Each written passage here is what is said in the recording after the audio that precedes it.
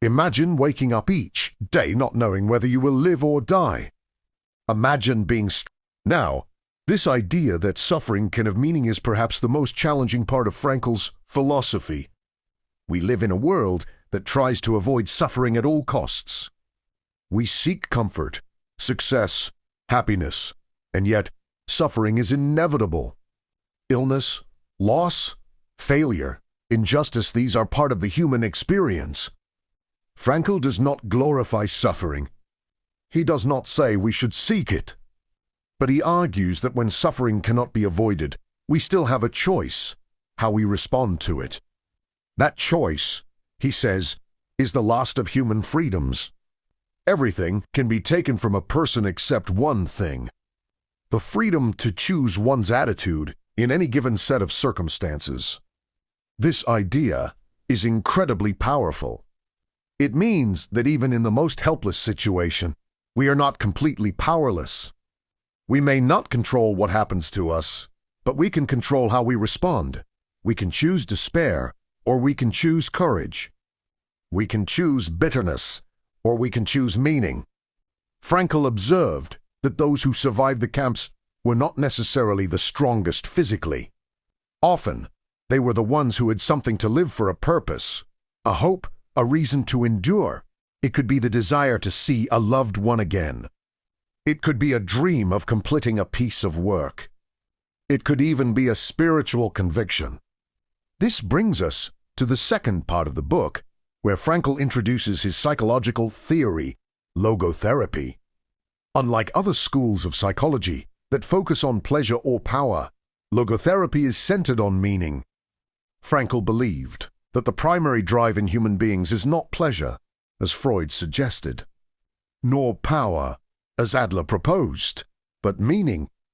According to Frankl, many of the problems we face today, depression, anxiety, emptiness, are not just psychological, but existential.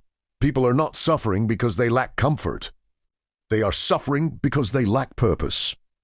He calls this the existential vacuum. It is the feeling of emptiness that arises when life seems meaningless.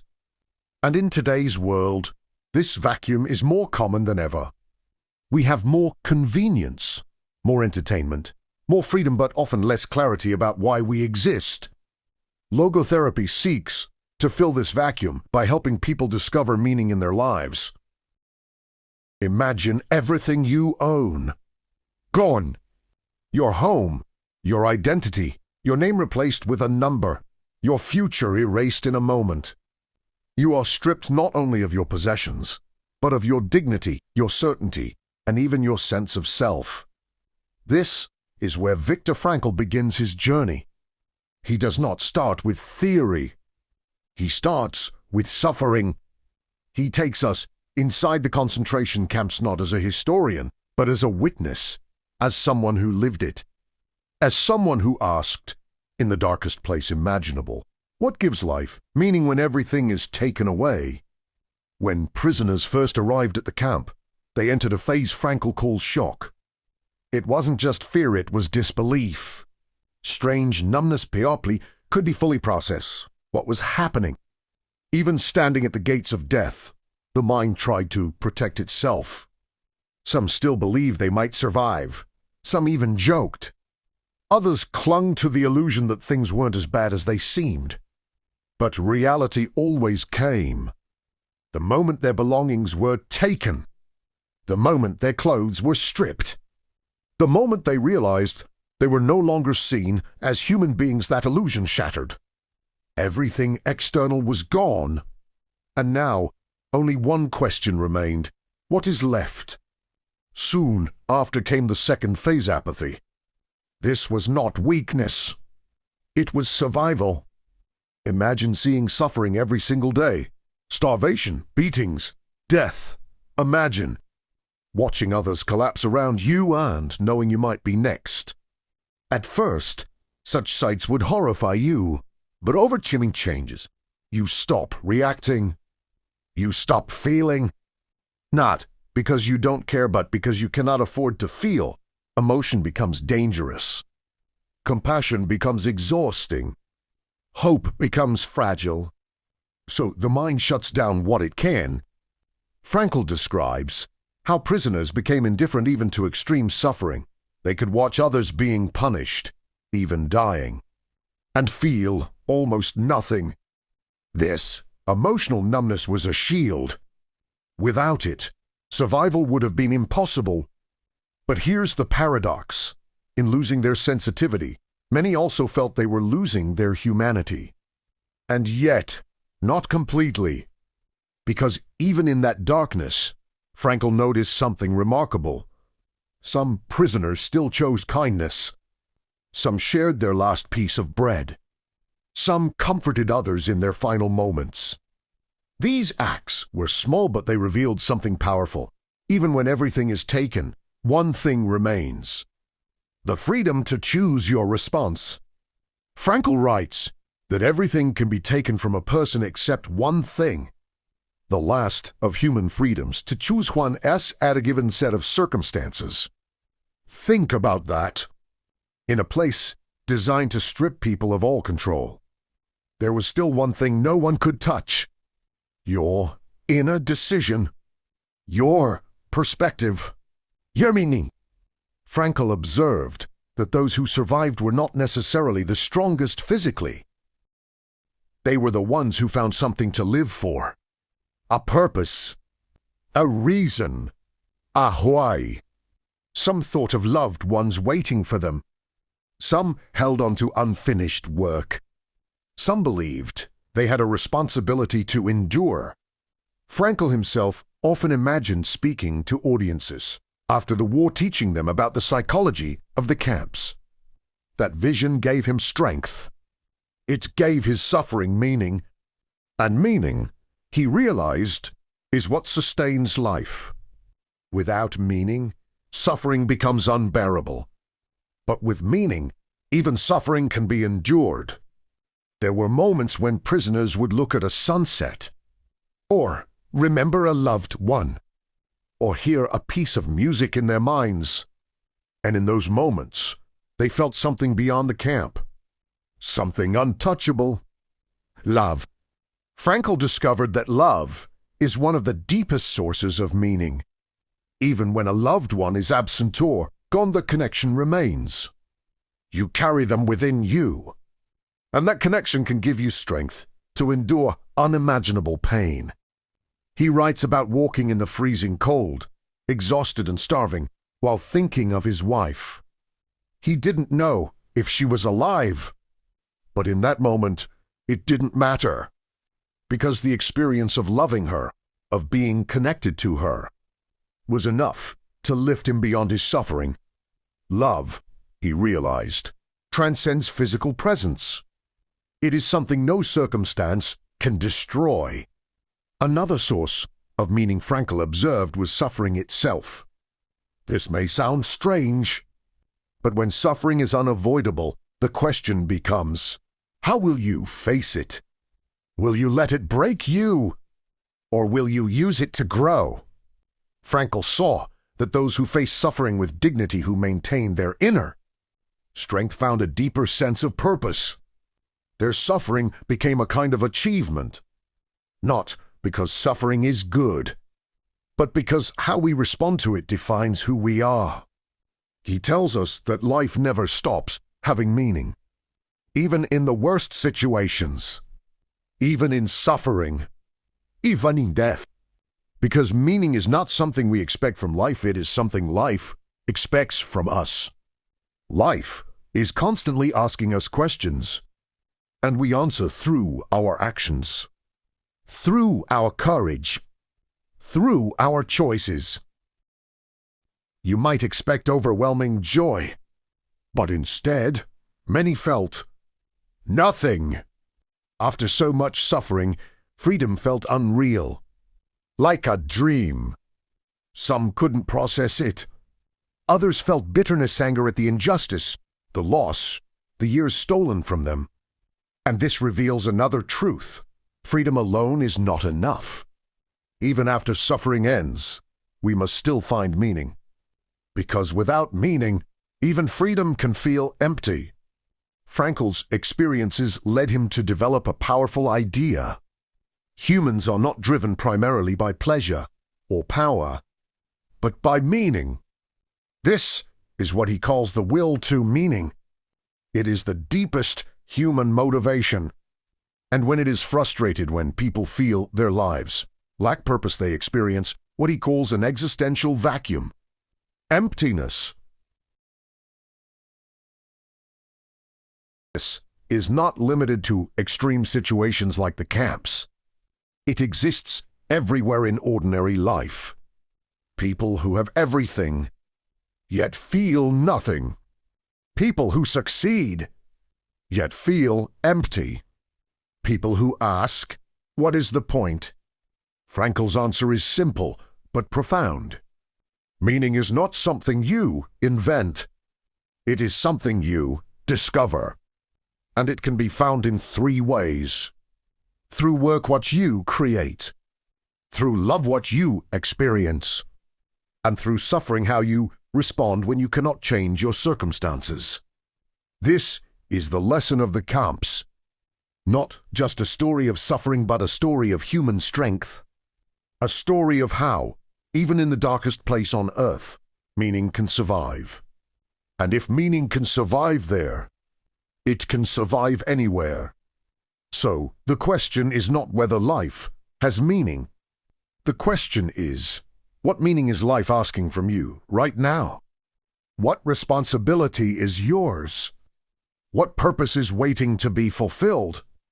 Because, in the end, life is not something we control, but our response to it that is always ours. And in that response lies our meaning. Chapter 2: Logotherapy.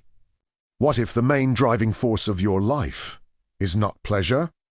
What if it's not success, not power, not even happiness? What if the deepest human desire is something far more profound? Viktor Frankl calls it the will to meaning.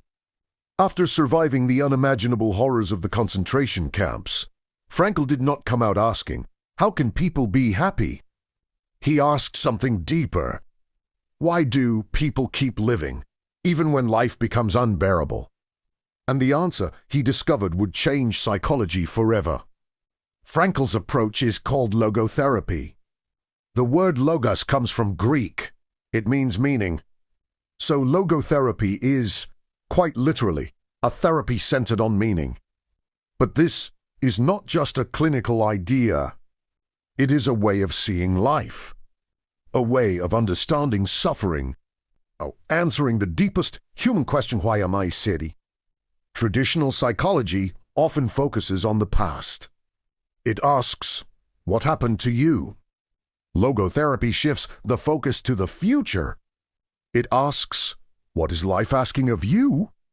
This is a radical shift. Because instead of seeing humans as driven by instincts or conditioned responses, Frankl sees us as beings capable of responsibility. We are not just shaped by circumstances. We are called by meaning. And that calling is unique to each person. There is no universal answer to the meaning of life. There is only your answer, your responsibility, your moment. Frankl insists that meaning is not something we invent to comfort ourselves. It is something we discover, something real, something waiting to be fulfilled. And here's the surprising part. Meaning is not found by chasing happiness. In fact, the more directly you pursue happiness, the more it escapes you. Happiness, Frankl says, must ensue. It is a byproduct, like a shadow that follows you when you walk towards something meaningful. But if you turn around and try to grab the shadow, it disappears. This is why so many people feel empty. They chase pleasure, success, validation, but still feel something is missing. Because meaning cannot be replaced. And when meaning is absent, a vacuum appears. Frankl calls this the existential vacuum. It shows up as boredom, restlessness, a sense of inner emptiness.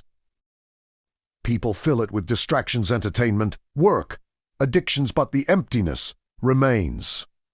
Because the real need is not stimulation, it's purpose. Frankl saw this everywhere, even outside the camps. People who had everything, yet felt nothing. People who asked, "Is this all there is?"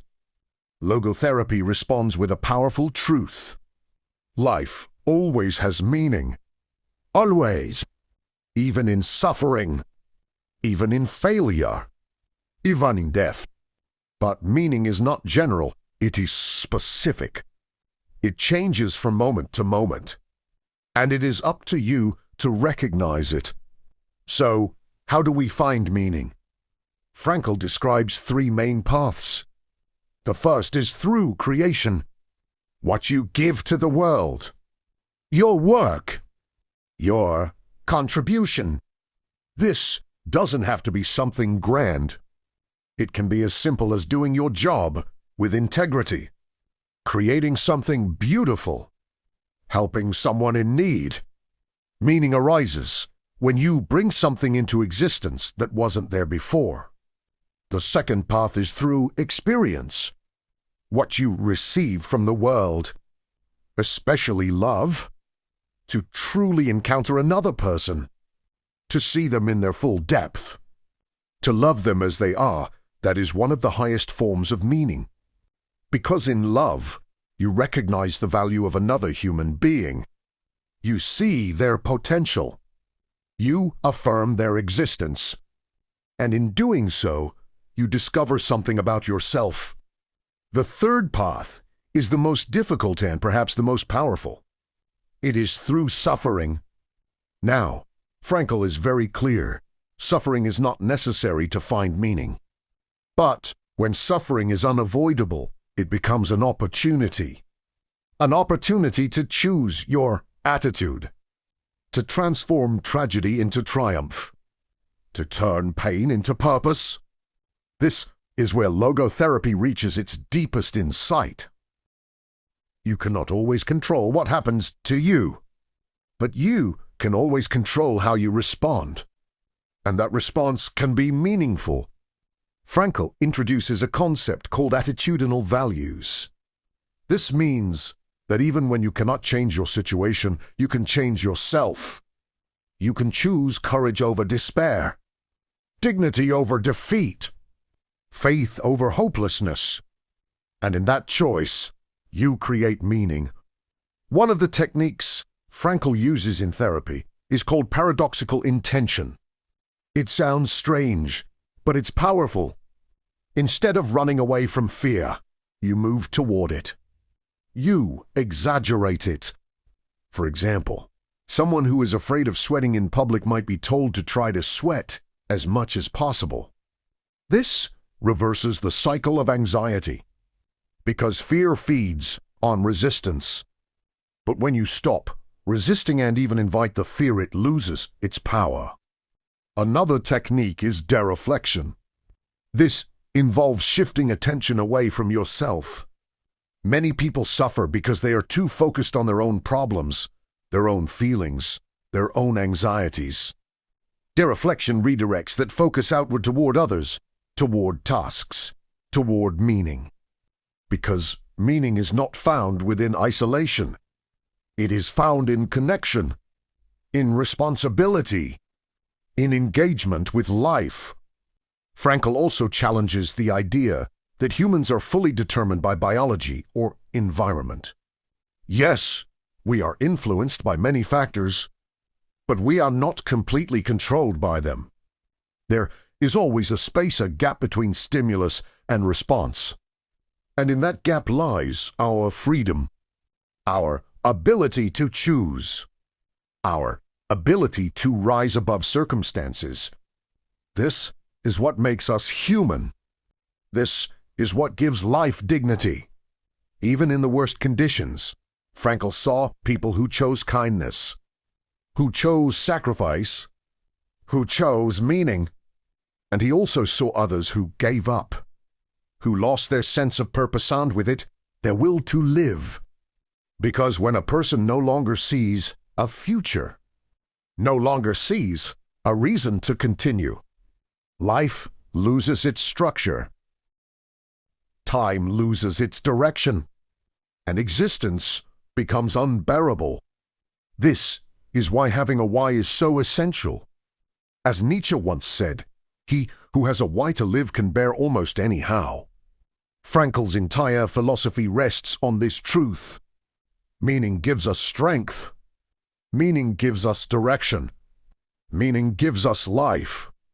But meaning also demands something from us. It demands responsibility. You are not free to do whatever you want. You are free to respond to what life asks of you. And that response carries weight. It matters. Frankl even suggests that instead of asking, "What do I expect from life?" we should ask, "What does life expect from me?" This shift changes everything. Because now, life is not about consumption. It is about contribution. Not about avoiding pain, but about finding purpose. Not about seeking comfort, but about answering a call. And that call is different for everyone. For one person, it may be to care for a family. For another, to create something meaningful. For another, to endure suffering with courage. There is no single answer. Only your answer. Your moment. Your responsibility. And here is the most hopeful part. No matter your situation, no matter how broken, lost, or empty you feel, meaning is still possible. It is never too late. Because as long as you are alive, life is still asking something of you. There is still a task to fulfill, a person to love, a challenge to face, a purpose to discover. And when you find it even in the smallest way, something changes. Suffering becomes bearable. Chaos becomes ordered. Life becomes meaningful. So don't ask where happiness is. Don't chase it. Instead, ask, where is meaning calling me right now? Because when you follow meaning, happiness follows you. Quietly, naturally, like a shadow you no longer need to chase.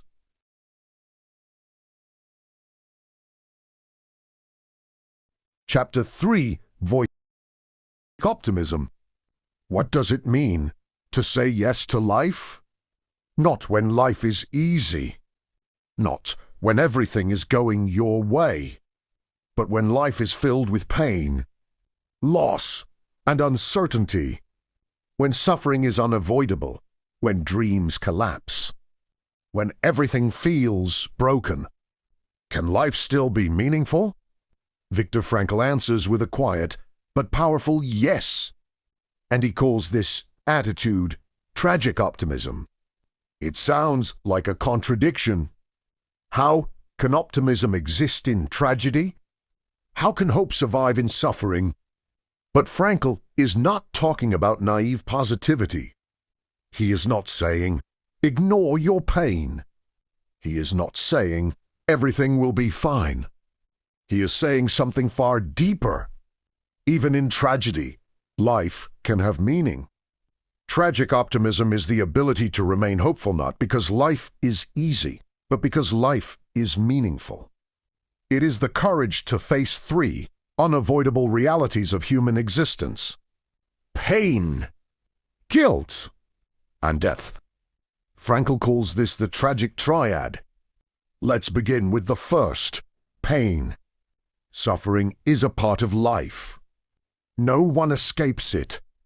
It may come as loss, illness, failure, rejection, or heartbreak. And when it comes, we often ask, why me? But Frankl invites a different question.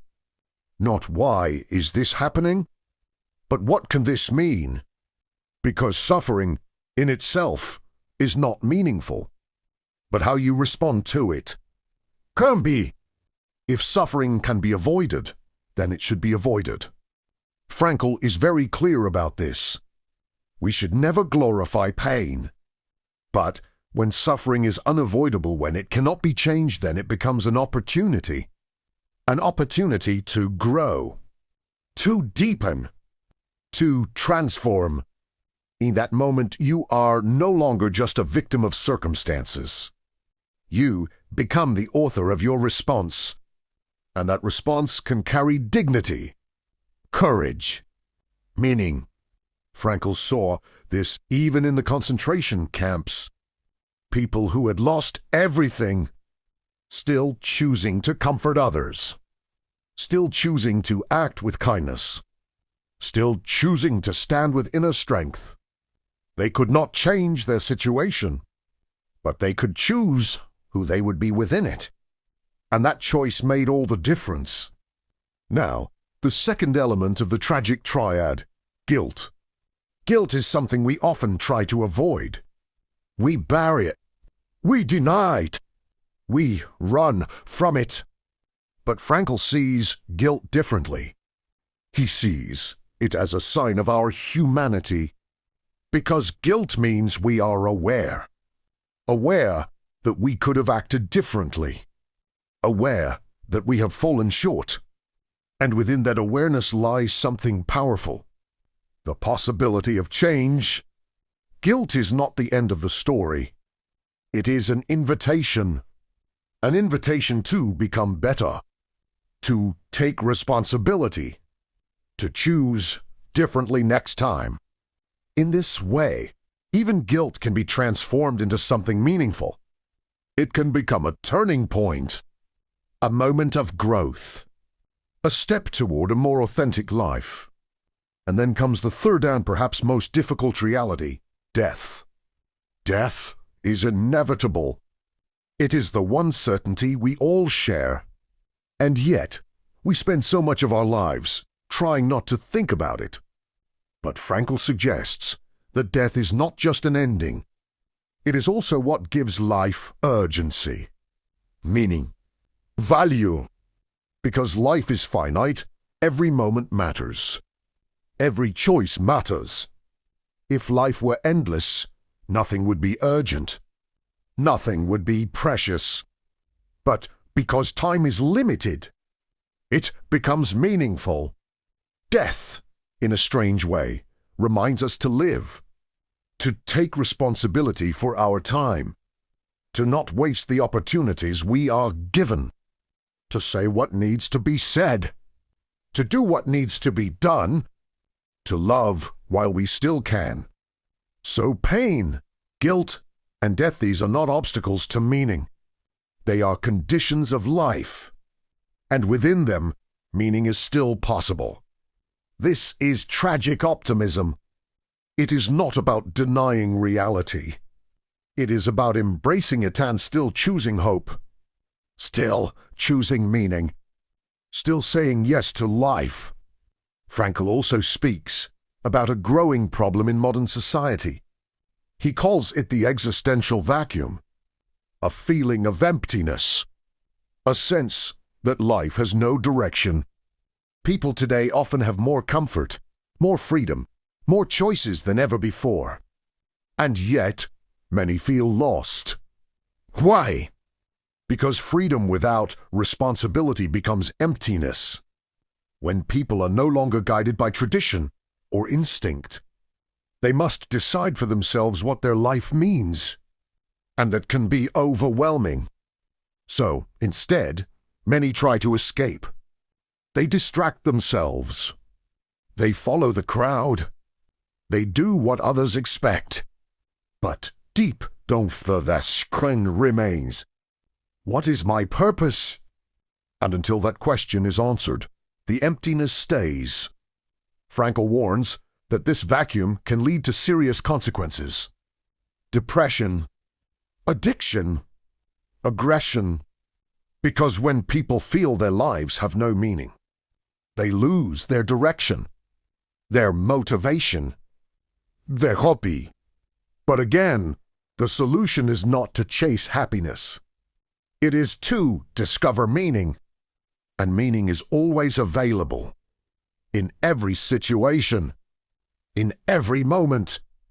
Frankl introduces the idea that life is constantly asking us questions, not in words but in situations, challenges, responsibilities, and we answer those questions through our actions, through our choices, through how we live. So, instead of asking, "What do I want from life?" we should ask, "What does life want from me?" This shift is everything. Because now, life is not about taking. It is about giving. Not about comfort, but about purpose. Not about avoiding difficulty, but about rising to meet it. Frankl also emphasizes that meaning is deeply personal. No one can tell you what your meaning is. It is not something you can copy from others. It is something you must discover for yourself, in your own life, in your own circumstances, at this moment. And here's the key. Meaning is not something abstract. It is found in specific actions, specific choices, specific responsibilities. It might be in the way you care for someone, in the work you do, in the courage you show during hardship, in the way you face your struggles. And often, it is found not in extraordinary moments but in ordinary ones. A conversation, a decision, a small act of kindness. These are the places where meaning lives. Frankl's message is not just philosophical. It is practical. It is something you can live right now. Because no matter what you are going through, no matter how difficult life feels, there is still meaning waiting to be discovered. There is still a reason to continue. There is still a purpose that only you can fulfill. And that purpose may not remove your suffering, but it will transform it. It will give it context, direction, value. This is what it means to say yes to life. Not because life is perfect, but because life is meaningful, even now. So, when you face suffering, don't just ask, "How do I escape this?" Ask, "What is this asking of me?" When you feel guilt, don't just ask, "How do I hide this?" Ask, "How can I grow from this?" When you think about death, don't just fear it. Let it remind you. Your time matters. Your choices matter. Your life matters. Because, in the end, tragic optimism is not about being cheerful. It is about being courageous.